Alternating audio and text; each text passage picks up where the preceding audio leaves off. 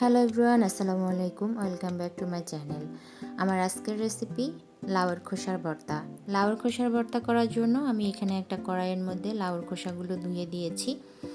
এরপর আমি দিয়ে দিব 5 থেকে 6টা কাঁচামরিচ।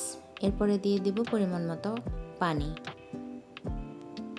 আমার আজকের ভিডিওটি যে যেখান থেকে দেখা শুরু করেছেন অবশ্যই একটা লাইক দিয়ে পুরো ভিডিওটার সঙ্গে থাকার অনুরোধ রইল। এরপর আমি ঢাকনা দিয়ে ঢেকে দিচ্ছি লাউর খোসাগুলো সিদ্ধ হওয়া পর্যন্ত। দেখুন খোসাগুলো একদম ভালো করে সিদ্ধ হয়ে গিয়েছে। এবার আমি খুব ভালো করে নেড়েচেড়ে পানিটা শুকিয়ে নেব। পানিটা খুব ভালোভাবে শুকিয়ে নিতে হবে, তাহলে ভর্তাটা আর পানসেটে হবে না, খেতে ভালো লাগবে। আমি কিছুক্ষণ সময় ধরে পানিগুলো খুব ভালো করে শুকিয়ে নিয়েছি। এবার আমি চলে যাব অন্য একটা কড়াইয়ে। আলাদা কড়াইয়ের মধ্যে আমি দিয়ে দিলাম সরিষার তেল। তেলটা গরম হয়ে আসলে এখানে আমি দিয়ে দিচ্ছি চিংড়ি মাছ। ছোট ছোট চিংড়ি মাছ আমি পরিষ্কার করে নিয়েছি। এখন তেলের উপরে আমি কিছুক্ষণ সময় ধরে ভেজে নেব।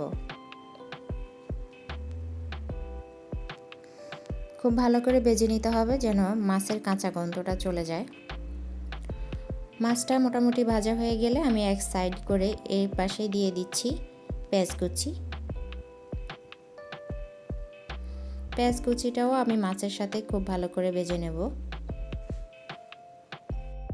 লাউয়ের খোসা ফেলে না দিয়ে আপনি বানিয়ে নিতে পারেন এই মজাদার লাউয়ের খোসার ভর্তা। আশা করছি সবার খুব ভালো লাগবে, খেতেও খুব সুস্বাদু হয়ে থাকে। পেঁয়াজগুলো মোটামুটি ভাজি হয়ে যাওয়ার পরে আমি আরেক পাশে আরেকটু তেল অ্যাড করে নিচ্ছি। তেলটা দিয়ে আমি দিয়ে দিচ্ছি বেশ কিছু পরিমাণ রসুনের কোষ। এবার আমি চুলার জালটা একদম কম আঁচে রেখে রসুনের কোষটা ভেজে নেব, কারণ রসুনের কোষটা বেশি আঁচে ভাজলে পুড়ে যাবে কিন্তু নরম হবে না। সেই জন্য আমি চুলার আঁচটা একদমই কমে রেখে একটু সময় নিয়ে রসুনগুলো খুব ভালো করে ভেজে নেব, যাতে রসুনগুলো খুব সুন্দর করে নরম হয়ে যায়। দেখুন আমার সবগুলো উপকরণ খুব সুন্দর করে ভাজি হয়ে গিয়েছে। এবার আমি চুলা থেকে নামিয়ে নিচ্ছি। আজকে আমি বাটাবাটি ঝামেলা ছাড়াই, শিলপাটা ছাড়াই ব্লেন্ডারে ভর্তাটা করে নিচ্ছি একদম সংক্ষেপে অল্প সময়ে। ব্লেন্ডার জারে আমি দিয়ে দিয়েছি সিদ্ধ করে রাখা লাউয়ের খোসাগুলো। এবার আমি একটু সময় নিয়ে ধাপে ধাপে কয়েকবার খুব ভালো করে ব্লেন্ড করে নেব, যাতে একদম মিহি হয়ে যায়। কিছুটা আস্তে আস্তে রয়ে গিয়েছে। এই পর্যায়ে আমি এর সাথে অ্যাড করে দেব ভেজে রাখা পেঁয়াজ, চিংড়ি মাছ এবং রসুন। সবগুলো আমি একসাথে দিয়ে দিলাম। দিয়ে দিচ্ছি পরিমাণ মতো লবণ। দিয়ে চামচের সাহায্যে আমি খুব ভালো করে মিশিয়ে নিচ্ছি।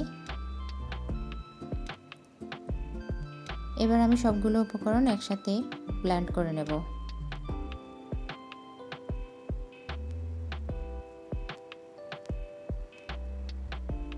দেশ এবং দেশের বাইরে যে যেখান থেকে আমার আজকের ভিডিওটি দেখছেন সবাইকে জানাচ্ছি আন্তরিক ভালোবাসা।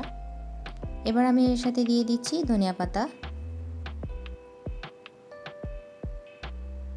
ভর্তার সাথে ধনিয়া পাতা এবং সরিষার তেল না দিলে মনে হয় যে ভর্তাটা অসম্পূর্ণ রয়ে যায়।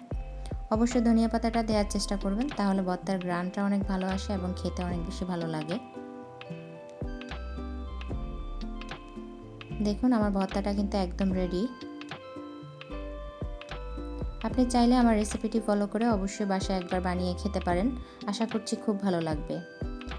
হয়ে গেল দারুণ সুস্বাদু মজাদার লাউয়ের খোসার ভর্তা। এতক্ষণ ধরে আমার ভিডিওটির সাথে থাকার জন্য আপনাদেরকে অসংখ্য অসংখ্য ধন্যবাদ। আপনি যদি আমার চ্যানেলে নতুন হয়ে থাকেন অবশ্যই আমার চ্যানেলটা সাবস্ক্রাইব করে অল বাটন অন করে রাখতে পারেন, তাহলে আমি যে কোনো সময় ভিডিও দিলে আপনি নোটিফিকেশান পেয়ে যাবেন এবং অনায়াসে আপনি আমার ভিডিওটা দেখে নিতে পারবেন।